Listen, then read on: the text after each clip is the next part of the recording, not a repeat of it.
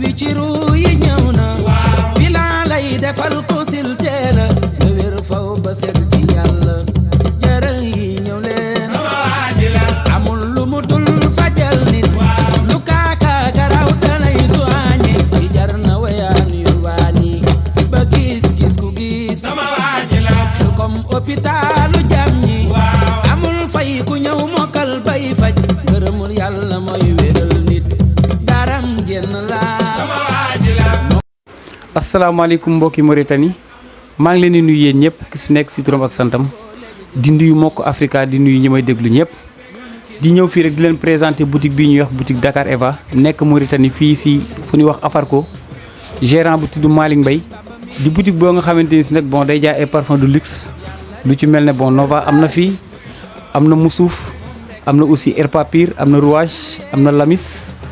di jaay aussi encore ay lunettes yu qualité lunettes yu baax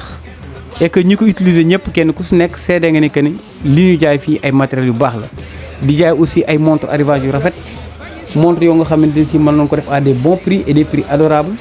may woo ñëpp rek ak fête bi nga xamante ni si moo jus muy feetu tabaski ku ci bëgg montre bu rafet parfum bu rafet lunettes yu rafet aussi gel boo sangoo yooyu yëpp am na fi boo bëggee da ngay ñëw fii ñuy wax Afarko boo ñëwee gérant bi mi ngi tudd Malick Mbaye boutique bi tudd Dakar Eva mu Serigne Saliou Mbacké